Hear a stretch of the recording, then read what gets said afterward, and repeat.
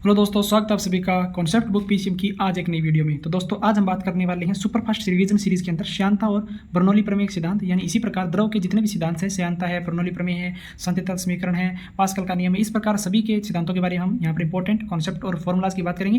तो दोस्तों जैसा कि आपको पता है कि ये वीडियोज है वो 12th स्टूडेंट के रिवीजन के लिए और इंपॉर्टेंट जो 12th पीसीएम जितने भी 12th पीसीएम बेस पर जितने भी कॉम्पिटेटिव एग्जाम है, डिफेंस हो गया, टेक्निकल हो गया, इन सभी के लिए वीडियो इंपॉर्टेंट है दोस्तों।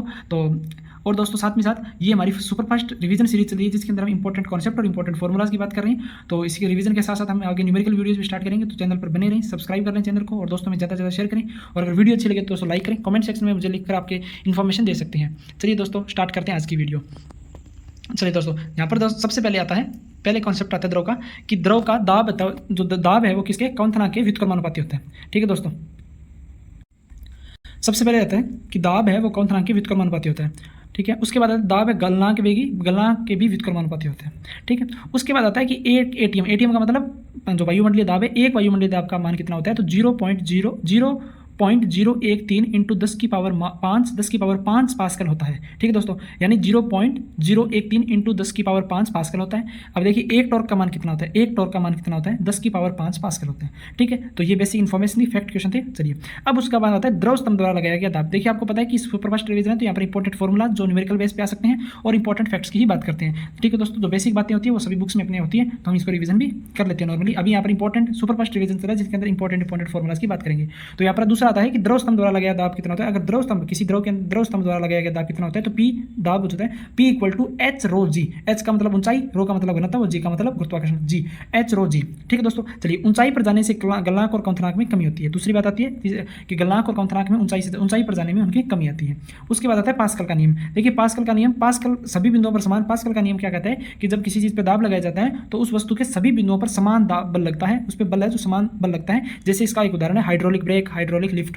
जो भी हाइड्रोलिक ब्रेक, हाइड्रोलिक लिफ्ट होती है, जो सारे किसके उदाहरण होते हैं, पास्कल के नियम के उदाहरण होते हैं। ठीक है दोस्तों, चलिए अब उसके बाद आता है अगला सिद्धांत आता है आर्किमिडीज का सिद्धांत, जो द्रव के अंदर सबसे इंपॉर्टेंट होता है, जिस सिद्धांत के अनुसार हमें पता चलता है कि जो कौन सी वस्तु द्रव पे तैरेगी और कौन सी वस्तु द्रव के अंदर डूब जाएगी। तो ये होता है आर्किमिडीज का सिद्धांत। और आर्किमिडीज का सिद्धांत क्या होता है कि बाहर में कमी हटाई गई द्रव के बराबर होती है। जो बाहर में जो कमी होती है किसी वस्तु के, अगर उसमें पानी में रखा जाता है तो उसमें जो बाहर की कमी होती है वो किसके बराबर होती है, उस द्रव को हटाई गई द्रव के बराबर होती है। ठीक है दोस्तों, चलिए उसके बाद आता है स्टोक का नियम। स्टोक का नियम का मतलब क्या होता है कि जब किसी एक गोल द्रव को, किसी गोल पिंड को अगर एक पानी में गिराया जाता है तो उसमें क्या इफेक्ट पड़ता है, उसके वेग में क्या परिवर्तन होता है, उसके भार में क्या परिवर्तन होता है, इस प्रकार का ये स्टोक का नियम है। पढ़ते आगे, द्रव में गिरती हुई वस्तु का वेग बढ़ता है, वेग बढ़ता है। पहले क्या होता है, द्रव में गिरती हुई वस्तु का पहले वेग बढ़ता है, उसके पश्चात वेग स्थिर हो जाता है, उसके बाद वेग स्थिर हो जाता है और परिणामी वेग क्या होता है, शून्य होता है। जब एक पहले वेग बढ़ता है उसके बाद क्या होता है, वेग स्थिर हो जाता है। और जहाँ पर वेग स्थिर हो जाता है उस वेग को क्या बोलते हैं, उसको सीमांत वेग बोलते हैं। ठीक है दोस्तों, तो जहाँ पर एक स्टोक के नियम के अंदर जब किसी वस्तु को किसी द्रव में गिराया जाता है तो उसमें पहले वेग बढ़ता है, उसके बाद वेग स्थिर हो जाता है और जो स्थिर वेग होता है उसको सीमांत वेग बोलते हैं। और इसका जो परिणामी जो बल होता है वो क्या होता है, शून्य होता है। ठीक है दोस्तों, चलिए अब यहाँ पर बात करते हैं सीमांत वेग। अब सीमांत वेग का मान क्या होता है, तो सीमांत वेग mg इक्वल टू श्यान बल प्लस सीमांत बल। जो सीमांत वेग है जो mg इक्वल टू श्यान बल प्लस उत्प्लावन बल। जो सीमांत वेग है, सीमांत वेग नहीं है यहाँ पर, सॉरी सीमांत बल आएगा, सीमांत बल है। सीमांत बल का मान कितना होगा, तो सीमांत बल का मान होगा किसके बराबर होगा, तो एक तो श्यान बल। श्यान बल क्या होता है, जो द्रव जहाँ पर द्रव की जो परतें एक दूसरे के ऊपर लगाती है वो होती है श्यान बल, प्लस उत्प्लावन बल। उत्प्लावन बल यानी जो द्रव ऊपर की तरफ किसी वस्तु को धकेलने में लगाता है, तो श्यान बल प्लस उत्प्लावन बल का जो योग होता है वो क्या होता है, सीमांत बल कहलाता है।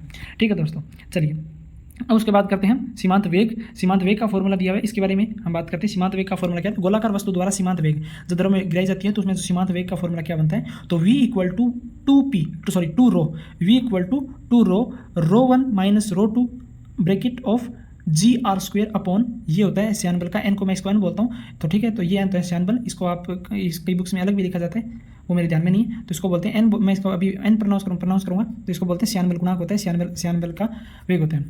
तो ये होता है सीमांत वेग। सीमांत वेग का फॉर्मूला आप देख लीजिए क्या होता है, 2 रो ब्रैकेट रो 1 माइनस रो 2 अपॉन एन और ब्रैकेट 1 जी आर स्क्वेयर, ये होता है वेग का फॉर्मूला।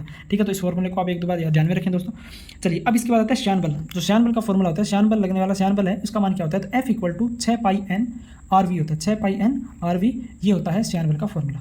चलिए दोस्तों, उसके बाद आता है सांतत्य समीकरण। सांतत्य समीकरण क्या होती है और इसमें क्या नियम होता है, तो देखिए द्रव के धारा के प्रवाह पर लागू होते हैं। जो सांतत्य समीकरण होती है वो किस पर लागू होती है, ये द्रव के धारा के प्रवाह पर लागू होती है। और इसका जो द्रव का वेग है वो नली के काट क्षेत्रफल के व्युत्क्रमानुपाती होते हैं, यानी जो नली द्रव का वेग है वो इस नली के काट क्षेत्रफल के व्युत्क्रमानुपाती होते हैं। ठीक है, तो इसका जो उदाहरण है कि पाइप पर लगाया गया, पाइप पर अंगूठा लगाने से पानी का वेग में वृद्धि होती है, पाइप पर जो अंगूठा लगाने से उसमें दाब में वृद्धि होती है, तो ये इसी का उदाहरण है। V व्युत्क्रमानुपाती होता है उसके काट के क्षेत्रफल के, तो क्षेत्रफल जितना कम होगा उसका वेग उतना ज़्यादा होगा, तो पाइप पर अंगूठा लगाने से क्षेत्रफल कम हो जाता है जिससे पानी के वेग में वृद्धि हो जाती है। और उसके बाद ये द्रव संरक्षण का भी आधारित है, ये द्रव संरक्षण नियम द्रव संरक्षण पर आधारित है। ठीक है दोस्तों, ये भी आप ध्यान में रख सकते हैं। चलिए, ये सांद्रता समीकरण थी, और इससे पहले भी हम श्यान बल और श्यान बल का फॉर्मूला ध्यान में रखें। क्या होता है फॉर्मूला? F बराबर में 6 पाई n RV। चलिए अब हम बात करते हैं बर्नौली समीकरण की। तो बर्नौली समीकरण क्या होती है? बर्नौली समीकरण में 3 प्रकार की ऊर्जा होती है। कौन कौन सी? दाब ऊर्जा, गतिज ऊर्जा, स्थितिज ऊर्जा, और तीनों का योग क्या होता है? शून्य होता है। ठीक है दोस्तों, तो बर्नौली प्रमेय के अंदर 3 ऊर्जाएं होती है, एक दाब ऊर्जा, गतिज ऊर्जा, स्थितिज ऊर्जा, और तीनों का जो योग होता है शून्य होता है। इसका मतलब नियत होती है। तो दाब ऊर्जा का मान होता है PV प्लस गतिज ऊर्जा का मान होता है 1/2 mv² प्लस स्थितिज ऊर्जा का मान होता है mgh, और तीनों के का योग होता है वो 0 यानी नियत होता है। ठीक है दोस्तों, अब यहाँ पर हम इकाई द्रव्यमान का मतलब अगर द्रव्यमान से डिवाइड कर दिया जाए तो क्या बनेगा? इकाई द्रव्यमान पर इनका फॉर्मूला बनेगा P/ρg plus 1/2 mv² upon g plus gh upon ये g से g कैंसिल हो गया, h आएगा। तो ये अगर जो इकाई द्रव्यमान पर फॉर्मूला निकाला जाए तो ये फॉर्मूला प्राप्त होगा। उसके बाद इकाई द्रव्यमान का हमारे पास जो फाइनल फॉर्मूला प्राप्त होता है, ये इंपॉर्टेंट है, ध्यान रखें, ये होता है P/ρg। इसको क्या बोलते हैं? इसको बोलते हैं दाब शीर्ष बोलते हैं। उसके बाद आता है 1/2 v²g, इसको बोलते हैं वेग शीर्ष, क्योंकि इसमें वेग आ रहा है तो वेग शीर्ष हो जाएगा।